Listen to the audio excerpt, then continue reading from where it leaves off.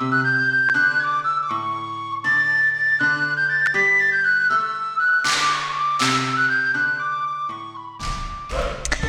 all you heroes, hawks, heralds, crows, pirates, and wardens. Welcome to the Dragon Age Lorecast, where we unpack, discuss, and galaxy brain about all the lore behind the Dragon Age series. We are so excited to bring you this podcast. Every episode, we'll be talking about a different topic in the Dragon Age universe. From character deep dives to exalted marches and elven gods, we will cover it all. There will be spoilers. And always remember, swooping is bad.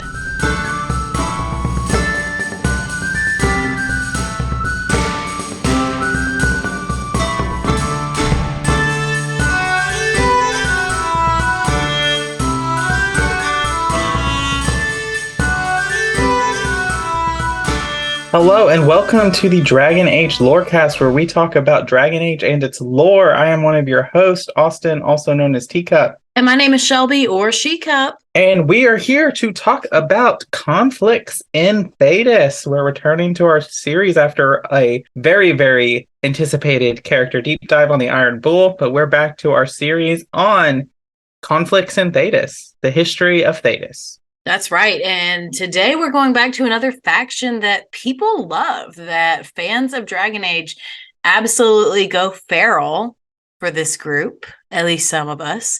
And that will be the Grey Wardens. Ooh. Indeed. Well, are you ready to just jump right in? I'm always ready to jump right in. Well, that's just false, but okay. So today we're going to be talking about the exile of the Grey Wardens from Ferelden. A lot of this information comes from the Soldier's Peak DLC from Origins, which is a great DLC, actually probably my favorite DLC for that game. So if you haven't played that, it's probably pretty cheap and you could probably play it for not a lot of money. So I definitely recommend it. But yeah, let's just jump right into the fun facts. So, actually, before I talk about fun facts, I'm going to also throughout this episode dive into the history of Soldier's Peak, the building, as well as kind of the exile of the Grey Wardens, and we'll get some Ferelden history in there too.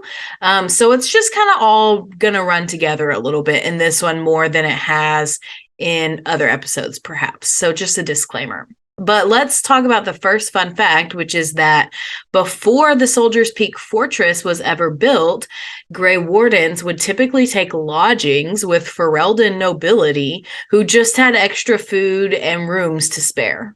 So they basically used the Ferelden nobility as free hotels. Honestly, it's a better use of the nobility than what they actually do. That is fair, and also the Kuzlin simps are going to come for you, so be careful where you're stepping. I'm just saying, nobility is not always a good thing. Yeah, you're definitely American. But my second fun fact is that, before the Fifth Blight in Ferelden, Grey Wardens were not just disliked. They did not just have a bad reputation. They were thought of so badly that they were seen as villainous. They were thought of as untrustworthy. Like, you cannot trust a Grey Warden. And, they were not allowed in the country at all to exist in the country. I would imagine that if you were just a Grey Warden, like traveling through, like they couldn't really ban you from that. But the Grey Warden Order did not have a Ferelden outpost for several hundred years. So today's episode will explain why and how that came to be. But yeah, their reputation was really, really bad. And even after this, even when they came back during Merrick Theirin's reign, even then, it still didn't change that much. So my last fun fact is about the DLC specifically, and you can find an item in there. And this is a statement of defiance. It's on the first floor of the peak. And basically, it's a statement in defiance of King Arland. But if you read the names, and I'm not going to read them here, but if you read the names listed in the statement of defiance, and then you watch the credit scene, They bear a striking resemblance to one another. And that's because the creators and developers for this DLC basically put their own names into this statement of defiance, which I just find hilarious.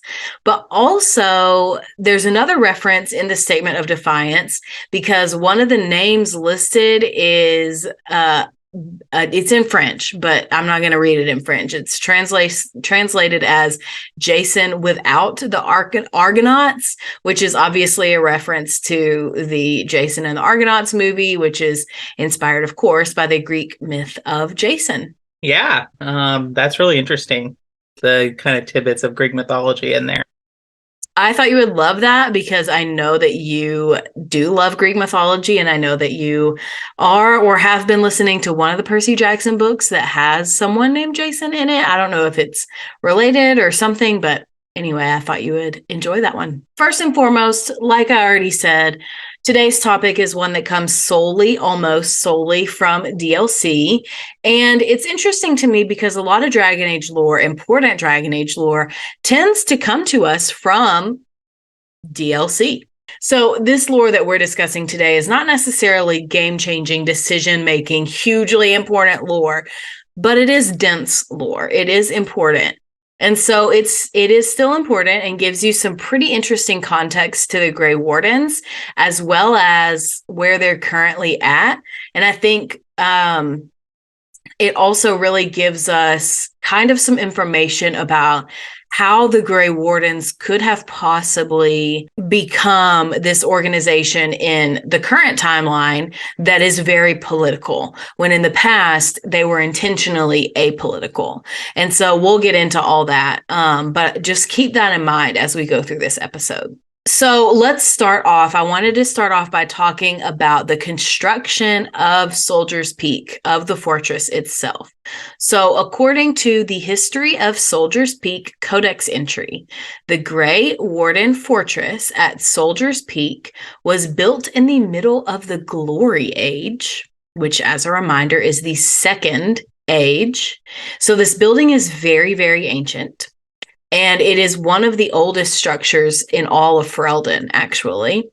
It was conceived and built by Warden Commander Gaspar Asturian, and he really wanted a solid fortress for the Wardens to train and live and have kind of a home base for in Ferelden.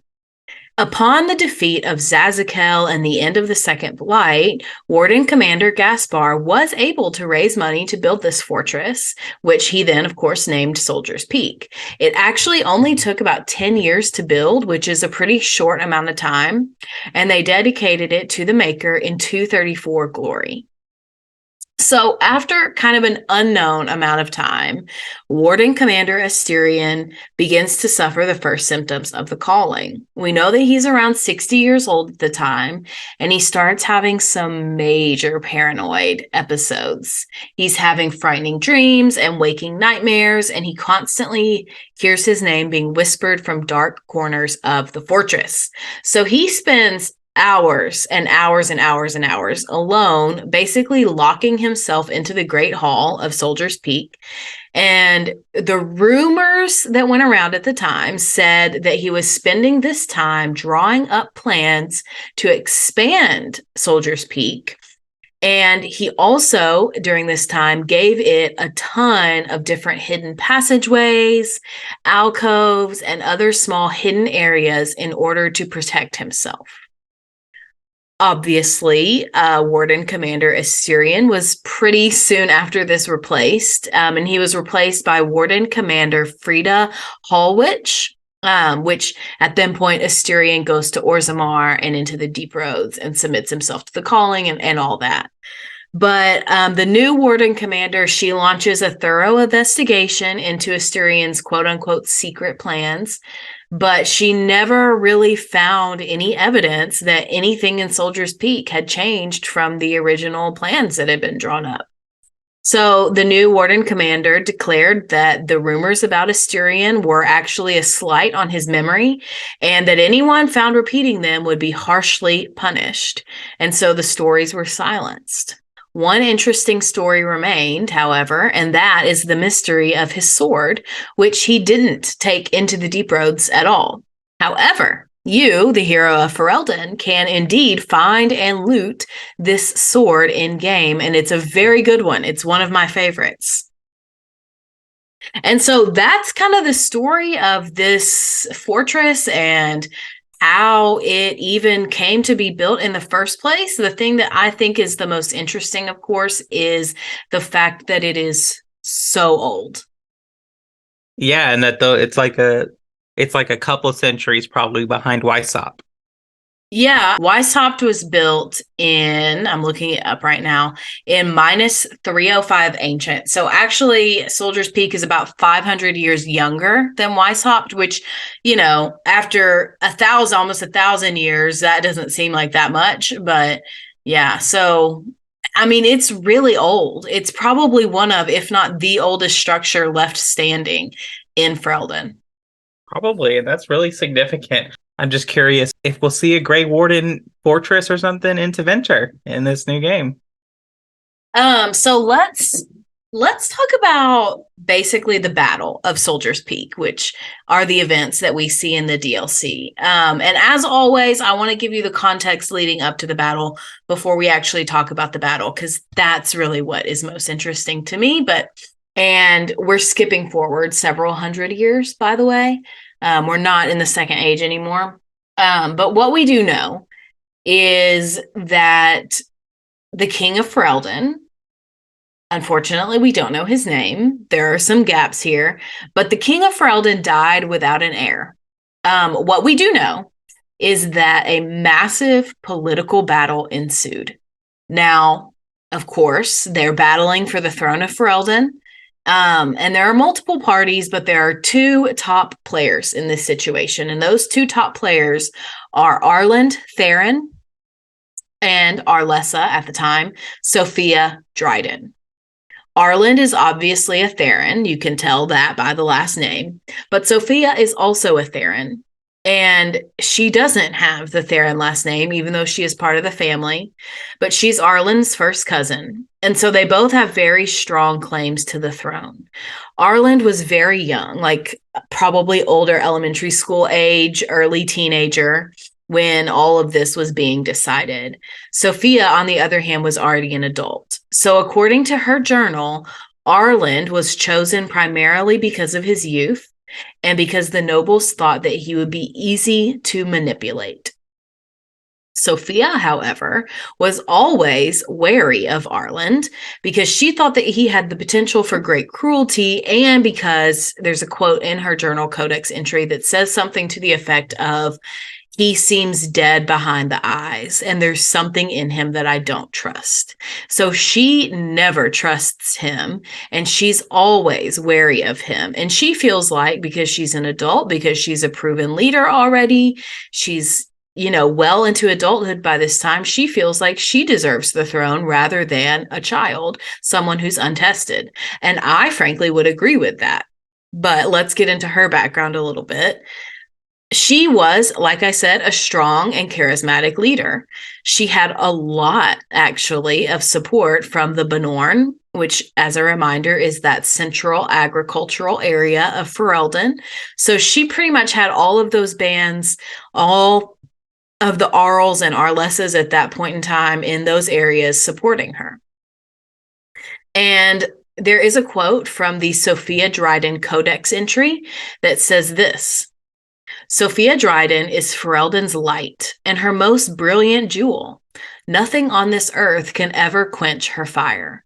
So this really shows you how much Fereldens love her, how much she is respected, how much she is seen as a leader for this country, even though she's not queen and she wouldn't ever be queen. But eventually, as I've already told you, the Landsmeet does choose Arland to be the next king of Ferelden. Dryden, she refuses to accept this, though. And I have to give her props for this because she continues to push her claim to the throne and was, as a result, imprisoned and accused of treason.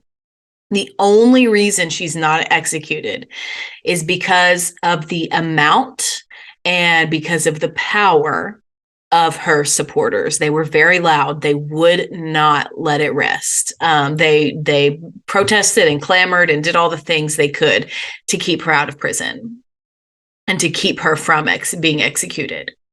So to appease everyone, Sophia gets sent to the Grey Wardens. And obviously, as we know, she survives the joining and she becomes a great leader within the Wardens. So let's talk about her leadership for a minute. When she went to the Grey Wardens, she quickly rose the ranks of leadership, rising so far as to become the warden commander of all of the Grey Wardens in Ferelden, which means she was sent to Soldier's Peak, and that's her home base. And so that's how we've gotten to where we are when we go to that DLC. So we've already established that Sophia was a strong and charismatic leader, but because of her noble birth and her connections to the nobility throughout all of Ferelden, she was also a leader that was able to modernize the Grey Wardens in this time, at least in the eyes of the people. At the time, which we're in the 700s now, at the time, the people very much saw the Grey Wardens as, quote, a relic of the past and, quote, a drain on the coffers of the nobles. And that's because there hadn't been a blight since the 500s, since over 200 years. So the people are over the Grey Wardens. They think, whatever, they're just an old thing that we have to deal with. Sophia, however, was able to take them from that place and move them into a place of reminding the nobility of their importance, reinvigorating the wardens themselves, giving them new energy to maybe do things new ways. And she does this all through her charismatic nature and the ways that and the relationships that she already had with these nobles. So Sophia doesn't have to do the work of coming in and getting to know the people in this country, getting to know the Banns and the Arls and the Arlessas and the Theirins. She doesn't have to do all that because she already knows them. She can hit the ground running with doing all kinds of new work, proposing new schemes, because the people already know her and the people already trust her. So the last thing I have to talk about before we really get into the battle is about what happens next. And I'm sure you can guess what's happening next, what's coming. And that is that Arland, the king, he starts to devolve a little bit. He indeed proves Sophia correct in her predictions. He becomes very, very cruel, if not outright evil. He went to very violent and brutal lengths to silence all of his political opponents. And he was finding more and more political opponents, regardless of if they were even against him or not. His rule was called a reign of terror by the people, and it got worse every single year. So a group of bands approached Sophia at Soldier's Peak, and they hoped that she might be able to do something to curb Arland's cruelty, or at least intercede in some way. You can find a letter to Sophia in the Soldier's Peak DLC that proves all of this. And it's called A Letter from Bann, Mathuin, Wulff. And this is what it says. Dear Sophia, Arl Ruan and his entire family have been slaughtered, even the children. The Ruan line is no more, and the Arling belongs to the crown, for now. Arland believed Ruan was plotting against him, because Ruan criticized the king's spending on Winter's End. That is all. It was an idle word spoken out of turn. The king goes too far. His brain is filled with madness, and he clings to the crown like a drowning man clutches at a straw. Sophia, I beg you, help us. If nothing is done, more will suffer. Two things really kind of here. One, I find it interesting that they use the phrase reign of terror, because that is a direct analogy to the French Revolution and Robespierre's reign after the Revolution is called the Reign of Terror. When you think of everyone, they cut off King Louis's head, and then they start cutting off heads of all people who he thinks are political rivals until he's overthrown and they cut off his head. And so I just thought that was interesting, to the parallels there to our real life world. But it's just interesting, like the way that these nobles are still like, well, maybe Sophia Dryden can do something. Maybe she still has some influence. Mm-hmm. Yeah, I do find that interesting. And I think it's interesting when we compare this to Orlais, right? And Orlais specifically in the Dragon Age, because when Orlais has a crisis over the heir, or rather not having an heir, it comes down to Selene and Gaspard. Gaspard does not have the right name. Selene does have the right last name. And so, it's not an uncommon occurrence to have a crisis over the heir repeated multiple times. I think that's something that's very normal, that happens, a lot in history. But what's interesting to me is that it's several times over this last name issue, like, oh, well, they're from the right part of the family, even though really it's all the same blood. Like, they could change their last name, like, it's kind of reminding me of that TikTok sound that's like, I'd have 2 nickels, but it's weird that it happened twice, right? Is that the reason they cite for supporting Selene, is that she has the right last name? I don't know if the Council of Heralds cite that as the reason, but Gaspard himself says that in conversation with him. He says that, oh, I didn't have the right last name and Selene did. But let's get back into this for a minute. So the Bann send this letter to Sophia, and as I'm sure you can imagine with the character that I've painted for you in Sophia Dryden, she can't refuse them. Like, she can't.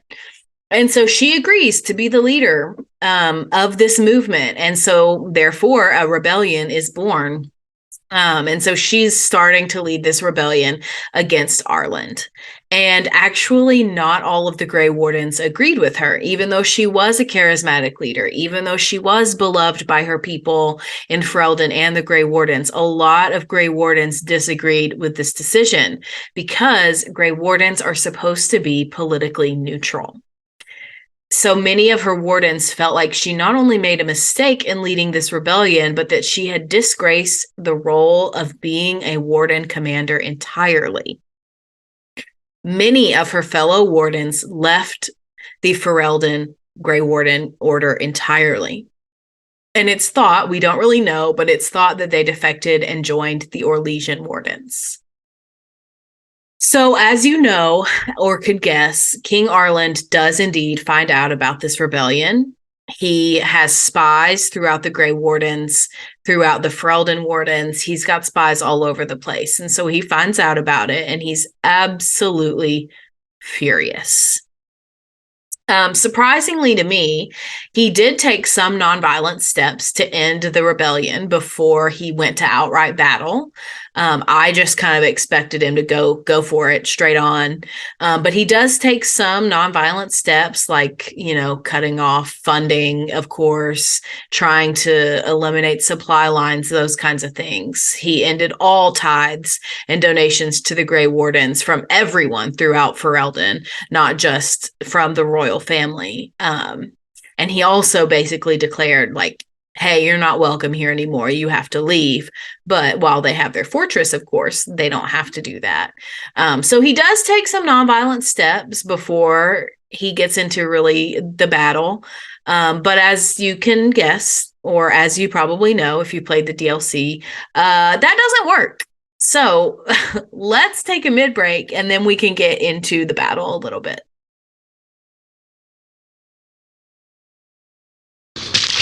Ah, Hawk stepped in the poopy.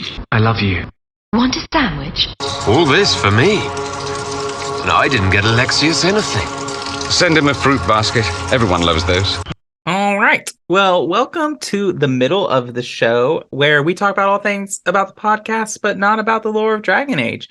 And so it's here where I thank our patrons. Thank you so much to all of our patrons who support us and donate to us on patreon.com.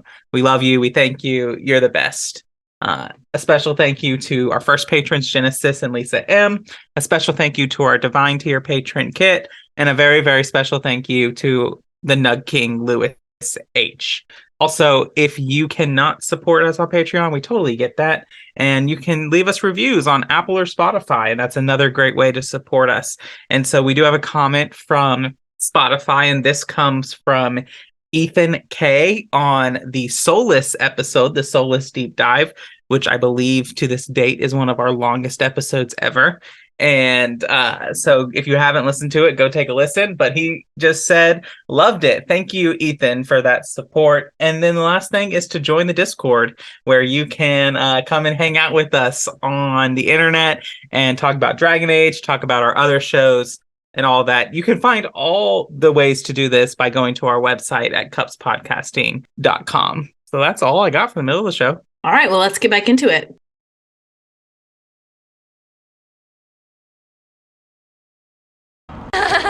Up there, giant icicle tits. Tittles. You're looking for titsicles. Oh, that's good. Yes, and it's a real nice night for an evening. You fear barbarians will swoop down upon you. Yes, swooping is bad. Okay, so let's get into the Battle of Soldiers Peak. So this happens in 705 Storm Age. So this is around, not exactly, but it's the same age as all of the Cunari Wars and the Exalted Marches. So essentially what happens here is that the soldiers of King Arland, who was the ruler of Ferelden at that time, as you know, they besieged Soldiers Peak. Warden Commander Sophia and the fellow Grey Wardens, they had been leading this rebellion, and they opposed his tyrannical rule. And so the battle was incredibly bloody, and almost all of the wardens inside died by the end of it. The battle at first was a siege, which means that the invading force, or Arlen's force, is trying to get into the fortress where the Grey Wardens are. Usually sieges are very long and drawn out, typically ending with starving out the soldiers inside of the castle. This is indeed what happens in this situation. However, there were months and months of supplies within the keep, so the siege method didn't really fully work out in the long run. So they start with this months-long siege that they start with it, and it lasts for a long time. And eventually, of course, as you may can guess, Arlen becomes impatient. And so when the soldiers are like on their last fumes, like running out of food, probably pretty hungry, the Ferelden soldiers stormed the keep, where some of the fiercest fighting did occur. So while the wardens fought valiantly, they were slowly and surely being pushed back and losing ground. Sophia, who was still the warden commander, ordered her most senior mage warden and a very devoted follower of hers to do, quote, whatever he could to push the king's men back. And this mage warden is the one and only Avernus. And you can meet Avernus during the Soldiers Peak DLC and get special powers from him. You might be wondering, how can someone live that long? And the answer, as you may have guessed, is blood magic. Essentially what he does is he uses blood magic to summon a demon army and to kind of fight back against the keep. And it allows him to stay alive even through the Dragon Age, as long as he's in Soldier's Peak and there's some complicated magic going on there. But you can indeed meet him. But back to the 700s for a minute. So he summons his demon army. And as demons are wont to do, they did not just attack Arlen's army, they also attacked the Grey Wardens. Avernus then fled to the safety of the tower, leaving Sophia and any others who were still alive to fight off the demons. Sophia dies in this ensuing fight. She dies in her study in the keep. You can later encounter her in the Soldier's Peak DLC, where she is then a possessed ghoul. She is a ghoul because of her being a Grey Warden, and she's possessed due to the events of this battle. To date, she is the only possessed ghoul that we've ever encountered in all of Dragon Age. So my last little fun fact here about this battle is that because of all of this, because of all of these events, as well as the demons and Sophia's deals with demons and Arlen's blood magical research, the veil here is very, very thin. Probably one of the thinnest places the veil is in all of Ferelden. Yikes. Big yikes. So let's get into the aftermath, and then we can kind of discuss our thoughts. So right after the battle, Soldier's Peak as a fortress was just straight up abandoned. Like, anybody who survived was like, absolutely not. I am getting as far away from here as I can possibly be. I am not, no more. I'm done. So it's abandoned for over 200 years. And it takes the hero of Ferelden going back to open it back up again. Sophia and all of her soldiers, all of her wardens who were there, all of the people on the inside, they were never heard from again. Meanwhile, King Arland, of course, is not there. He does not attend the battle himself. So he declares his triumph over her, and also, as a punishment, exiles all of the Grey Wardens from Ferelden. They would not return until King Merrick Theirin allowed the Grey Wardens to come back over 200 years later. Arland also stripped the Dryden family of all lands and titles. He hunted them to near extinction and punished anyone who was friends with or even acquaintances with any of the Drydens. Sophia's brother Tobin fled Ferelden in order to survive. He went to Antiva, actually, and built a really nice life as a trader. Tobin's descendant, Sylvie, actually learned about her family history. She reclaimed the Dryden name and decided to move back to Ferelden. So there is a quote from Levi Dryden kind of about all of this in game. And this is what he says. King Arland lies dead, and the Dryden name lives on. Our family survived, even thrived, since the death of Sophia Dryden. The nobles of Ferelden may still spit on the Dryden name, but we Drydens know that Sophia was greater than them, almost a queen and a hero of the people of Ferelden. Just to finish it up a little bit and tie it back to how we can interact with this, during the Fifth Blight, the hero of Ferelden is contacted by Levi, a descendant of the Dryden family. He was contacted actually by Avernus as a teenager, who basically asked him to come to the keep. It was too dangerous to get there for one person, so Levi is seeking help to help him get there. He goes to Duncan, actually, for this help, and Duncan promised to help him, but died before he could actually take Levi to Soldier's Peak and get him there and all that. So then he contacts you, the hero of Ferelden, which is when you can visit Soldier's Peak, learn about all this, and meet Sophia and Avernus for yourself. So that is all of the facts. Those are all the things that happen. I have a few things I want to discuss. First of all, the thing that I think is so interesting about this is the Grey Wardens have been back in Ferelden at the time of the Fifth Blight for several decades. I'm not sure of exactly how long, but it's been a while. And I know that they still have like a bad reputation and everything, but to me, it's so interesting that in the quote from Levi, it says that the Ferelden nobility still spit on the Dryden name. To me, it would make sense if Merrick allows the Grey Wardens to come back. Wouldn't he also kind of do an inquiry into what actually happened there, wouldn't he also kind of investigate to see if the Drydens are actually this traitorous, treasonous group of people instead of just a group of people that are trying to fight back against a cruel and unreasonable tyrant king? It would make sense to me that he would do that, but we don't have evidence of that in the lore. So that's one of the things that I think is so interesting about this situation, that this family is so reviled even unto and after the time where the Orlesians have basically also been tyrants of the entire country. You would think that the Fereldens would kind of have some sympathy for families and people who fought back against tyrant kings.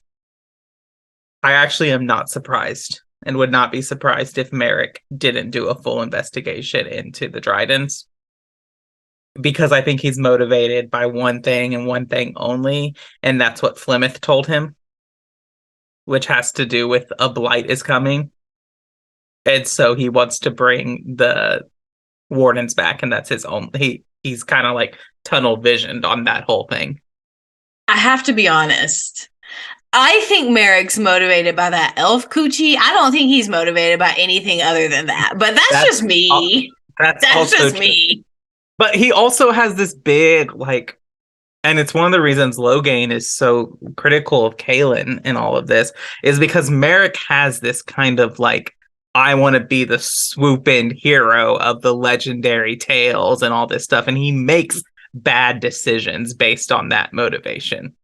I would argue. I don't disagree with that at all. I completely agree. But I would argue there's only been like one Theirin ruler who hasn't done questionable things, who hasn't made very questionable decisions. So there's that. Who is it? Who's the one Theirin leader? Who do you think it is? Is it Alistair? No. Is it Queen? Is it the Rebel Queen? Yes, it's Queen Moira. Thank you. I can't believe you would think I think that Alistair doesn't make questionable decisions.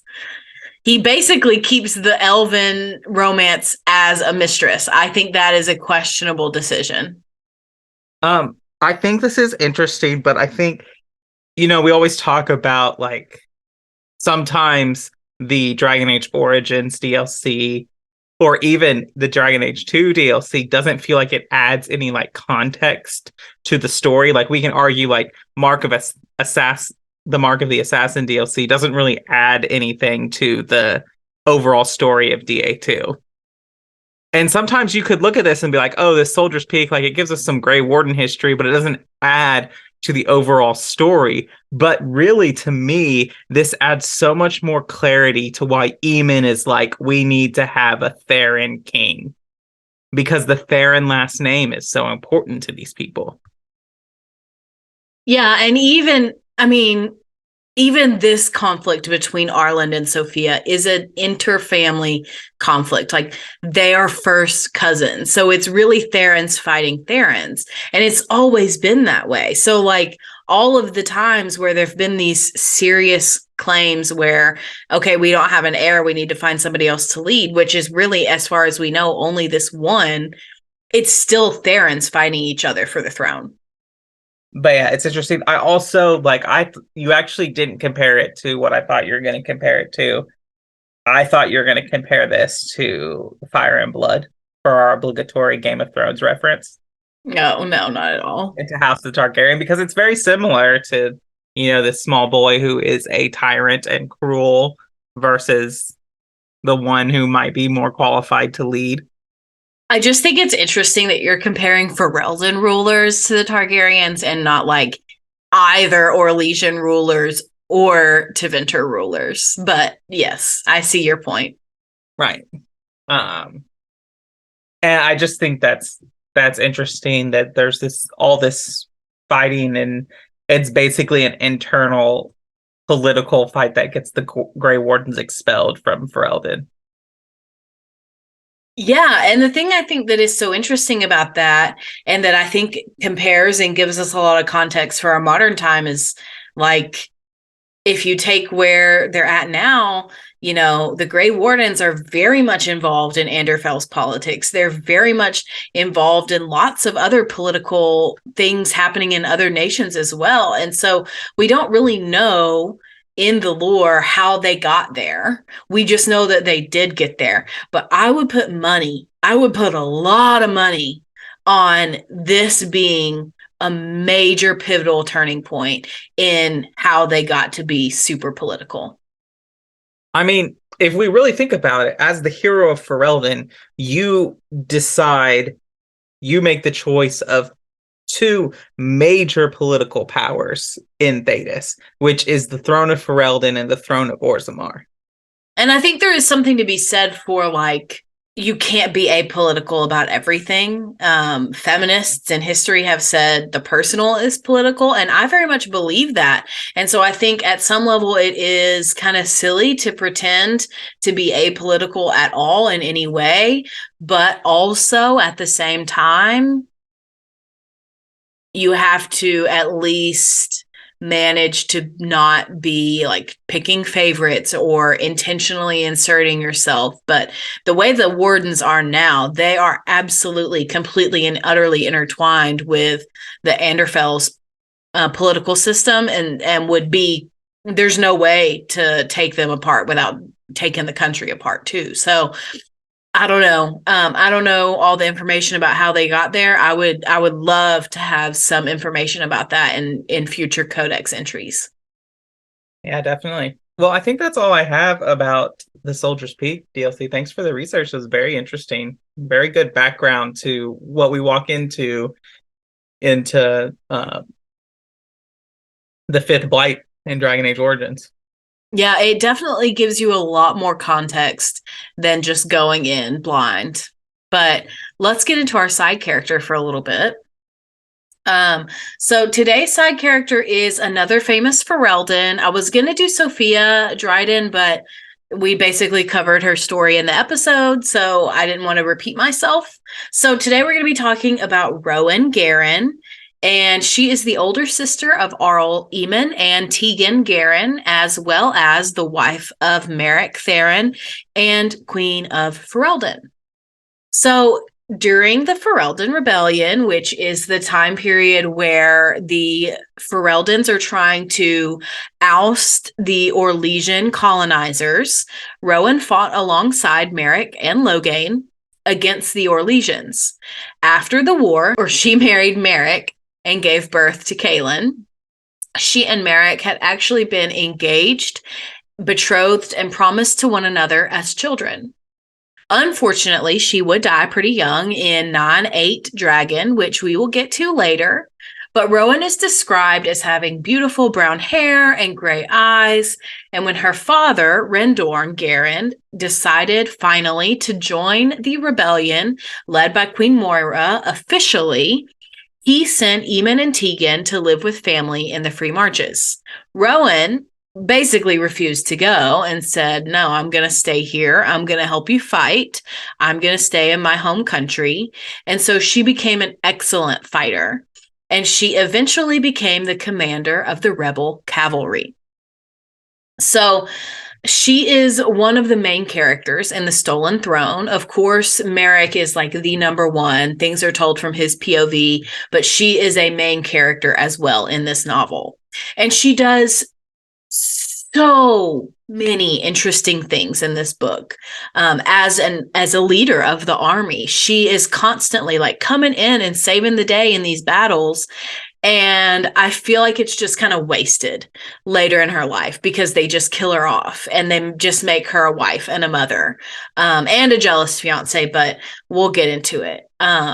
This is kind of like my villain origin story. Like, this is a major, major, major issue that I have with a lot of the writing of Dragon Age Origins. And for like a long time, maybe not a long time, but for a little bit, I didn't see it. And then when I started like actually getting into doing research for the podcast, I was like, oh man, this sucks. This really sucks, because it almost feels like every female character we have gets killed off or traumatized in some way. So I'm annoyed. But let's get into what we do know about Rowan. So Rowan is the one who finds Merrick and Logain wandering on the outskirts of the Korkari wilds. Later on, during battle, Logain is leading a group of foot soldiers and is about to die or get captured. And Rowan is the one that rescues him. She disobeys a direct order from her father, and she rides to the rescue of Logain and his troops. She also personally killed the Orlesian commander that Logain and his company were facing. Throughout the rest of the book, Rowan, Logain, Merrick, and the elven spy Catriel end up in the Deep Roads, all together, of course. Talk about chaos. They are attempting to get back to Gwarin through this route, through the Deep Roads. And this is also where Rowan learns about the existence of Catriel and specifically her relationship with Merrick. And she's pretty upset by it. You can kind of interpret what happens in a few different ways. In my opinion, Rowan goes to Logain in search of affection because of what she's seen between Merrick and Catriel. I know a lot of people ship Rowan and Logain. I don't personally think that it's something that would have ever lasted. I think that she only goes and turns to Logain because she's seen the romantic relationship between Merrick and Catriel. And you have to remember that, like, even if her and Merrick were not romantic at this point, they both knew that they had been betrothed since they were children for over 10 years. And so they both knew, like, okay, well, this is the person I'll eventually end up with. So I'm sure that it really hurt her to see him kind of so flagrantly going after another woman. I can see how that would be painful, but I don't think she goes to Logain because she loves Logain. And at the same time, I also personally think that there is an undercurrent of romantic attraction between Logain and Merrick, and it doesn't really make sense to me why Logain would be so upset and so jealous of Catriel taking up Merrick's time if it wasn't a romantic attraction as well. It doesn't really make sense to me that it would just be, oh, well, she's taking Merrick's attention away from the fight when half the time they're in the Deep Roads and they're not fighting. So to me, there is an undercurrent of attraction between Merrick and Logain. I know some people disagree, but that's my opinion. So anyways, regardless, Logain and Rowan become lovers during this time. After they escape from the Deep Roads and after Catriel's betrayal is revealed, Logain insists that Rowan go back to Merrick so that they can smooth things over and do their duty for Ferelden. Even though Rowan and Merrick had been only friends for years and years, they decide to honor the betrothal that their parents set forth for them. Rowan never really wanted to be queen, but she resigned herself to this role regardless. So at the Battle of River Dane, which is the final battle before Ferelden was really freed from Orlesian control, Rowan and Logain co-commanded the rebel army together, leading them to victory. So this is a really significant achievement that they do together. I don't think that Rowan could have done it by herself, and I don't think Logain could have done it by himself. And, well, Merrick's not there, and so I definitely don't think he could have done it by himself either. But after the war, Kaelin is born, and Logain was made a Theirin. And even though he was made a Theirin, you would think he would come to the castle regularly and be there for things, and Rowan would have to see him. But as far as we know in the lore, Rowan never sees Logain again for the rest of her life. He never visited the palace while she was there, and anytime Merrick visited Gwarin, Rowan did not accompany him. So a few years after Kaelin is born, Rowan becomes sick with an unknown disease. Mages were unable to cure her, And Merrick always thought that it was some kind of after effect of exposure to the darkspawn taint that they saw in the deep roads. A few months later, Rowan succumbs to this illness and she dies, sending her family and her country, of course, into mourning. So, into the modern timeline, Rowan is mentioned by Loghain in DAO during the Landsmeet. This is the only time we ever get anything from him about Rowan, as far as I'm aware. He uses her as an example of everything that the Garin family has accomplished, and he is attempting to persuade Eamon to reconsider his alignment with Alistair and the hero of Ferelden. And then lastly, if Arl Eamon's son, Connor, is killed and Isolde stays alive, she will get pregnant and she will give birth to a daughter. Isolde does die during the childbirth, but Arl Eamon will then name the daughter Rowan after his older sister. And that's all I have about Rowan. What are your thoughts? I have a lot of thoughts. Is the first one, how dare you, David Gator? Because that was mine. Actually, yes. Because you have this strong woman leader who does all these amazing things, who has the wherewithal, at least enough to like be willing to sacrifice her own happiness and whatever to do her and her own things to do her duty for her country. That takes a level of strength and all this. And then you're going to reduce her to basically just a wife and then kill her off. Like, David Gator, you can do better. Even for 2009, you can do better. Yeah, I completely agree. Did you have other thoughts about Rowan? I really like her. I like her as a character. I think that with what you said, I think there is probably some truth into like if Merrick hadn't been so blatant with his love for Catriol, there might not have been the attraction between Loghain and Rowan. And, you know, Loghain does act like a spurned lover in like when we meet him. Like, I do think there's some validity to that of like having some kind of attraction to Merrick, especially since like he and Merrick go back way farther than Rowan and Merrick and Catriol do. Like, you know what I mean? I was going to say Loghain has known Merrick longer than Loghain knew Rowan.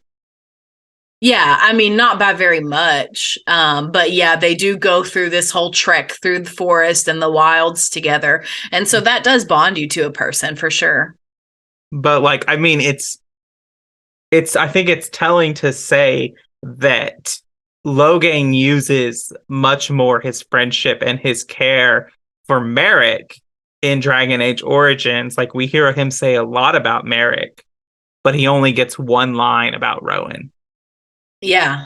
And I always wonder, like, we talk a lot about Loghain's regret, especially of his actions and Origins and everything he does to, you know, be the person he is.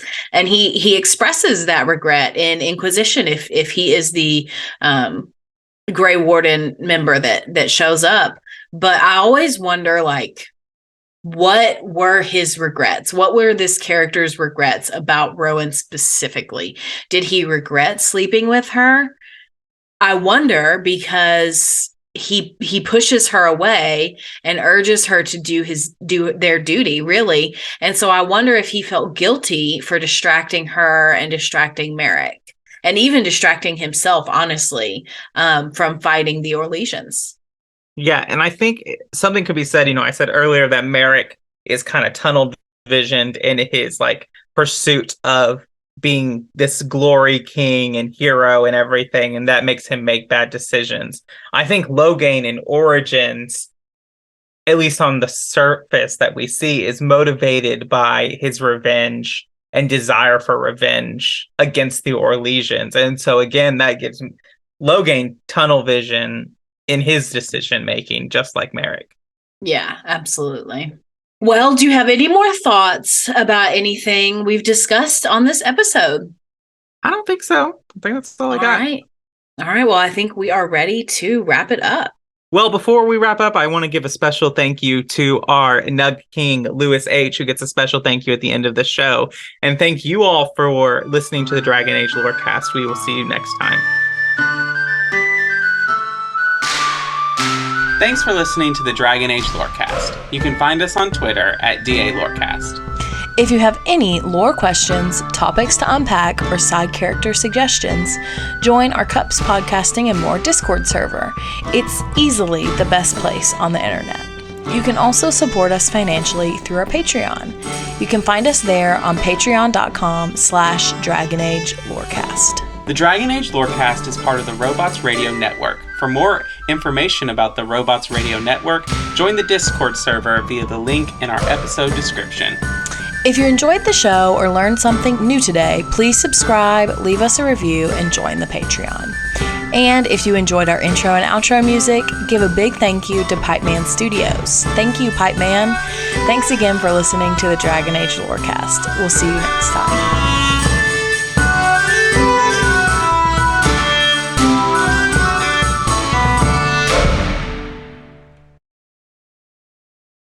Do you love Dragon Age? Have you always wanted to learn more about its vast world and detailed lore? Are you still attached to your hero of Ferelden, even a decade after Dragon Age Origins came out? Or maybe you're a newer fan, still discovering a new tidbit or quest every day. Well, either way, the Dragon Age Lorecast is the podcast for you. I'm Austin, also known as Teacup. And I'm Shelby, also known as She-Cup.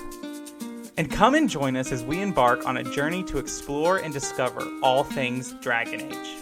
We'll discuss all kinds of topics, from Lyrium to the Chantry and the great mysteries of the old gods, and even more that even you BioWare superfans might not know about. So come and listen on Spotify, Apple, Stitcher, or wherever you get your podcast. And always remember, Swooping